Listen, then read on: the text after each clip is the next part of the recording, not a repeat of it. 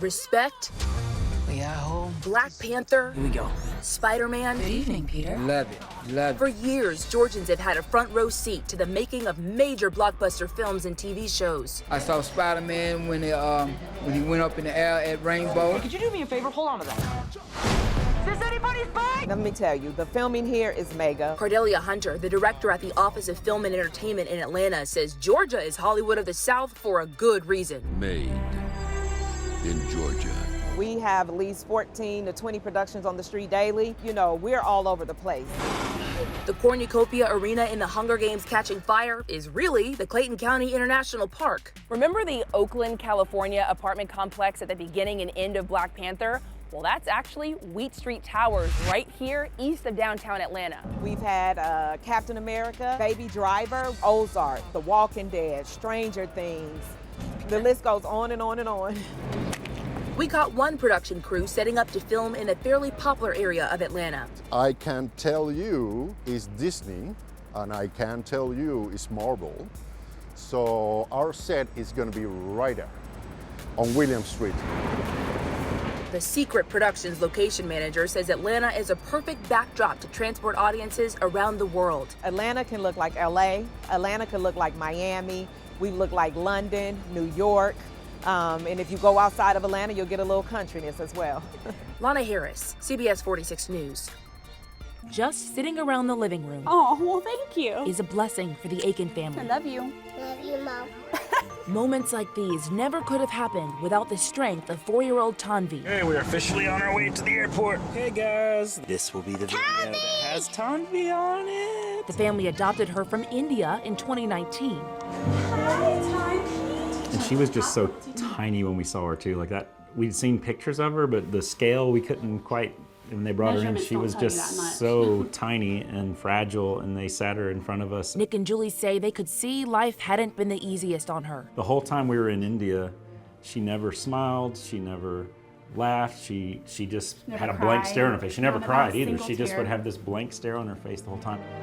Tanvi was extremely malnourished and born with caudal regression syndrome, meaning her spine did not develop properly in the womb, and the Aikens knew she'd have health challenges. We didn't know the extent of it, and we weren't sure how, how deep it would go. So many unknowns. But it didn't matter. The Aikens said they were already in love. First time we saw those big eyes, it was just like, goodness gracious, she's beautiful. So you can only imagine the panic when Tanvi experienced a severe health issue the day after they brought her home and rushed her to Children's Healthcare of Atlanta. We went not even knowing we'd spend the night. We didn't even pack a bag. Tanvi would end up there for 11 days undergoing surgery. And truthfully, Nick said they didn't know what to do next. I thought we were gonna have to, when we got home, we were gonna get busy. Like, we gotta call this doctor and that doctor, figure out where we're supposed to take her. But the children's doctors were already on it. I just remember stepping out in the hallway, and a team of doctors, all these different doctors, I could hear Tanvi this, Tanvi that, all these doctors talking on the phone, and they were just putting everything in place. And the Aikens didn't have to do a thing. I got emotional, I almost just started crying just standing there listening to it, because I was overwhelmed. You know, when I came there, feeling like the burden was kind of on me to take care of her and to know what to do and what doctors to take her to. As her treatments began to work, the Aikens saw life come into their daughter's eyes for the first time. To see her skin change and her hair begin to glow and just see her become a healthy child it was an amazing experience. At 4 years old, Tanvi has now had 4 surgeries and she'll still need more, but it hasn't slowed her down a bit. Everywhere she goes, she's just walking around. Hi, hi. Hey, we call her a human emoji. Just to see the transformation, from then to now is unbelievable. It's been an amazing journey that God has really taken our whole family on together. Lana Harris, Atlanta News First.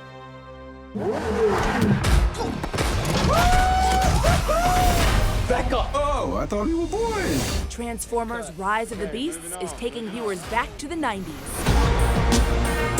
Autobots team up with a whole new faction of Transformers, the Maximals, in a battle to save the Earth. Yo, that movie had no business being that good. Thank you. I loved it. The one thing they couldn't actually do is all the fast driving and car stunts seen in the movie. So the crew headed to the Porsche Experience Center in Atlanta to see how they would do trying to control a car from spinning out. And Anthony pretty much nailed it. Yeah, there you go. Yes, sir. Toby, not so much. Oh no, big brakes. Dominique just sat safely in the passenger seat. And you know I had to give it a shot. I won't say you're in good hands, but I'll say you could be in worse hands. No, you're good. You're good. The apparatus launches the car in a random direction, and it's your job to steer it straight. Faster. Faster. 15. Okay. Faster. Okay. A little bit faster. A little bit faster. A little bit faster.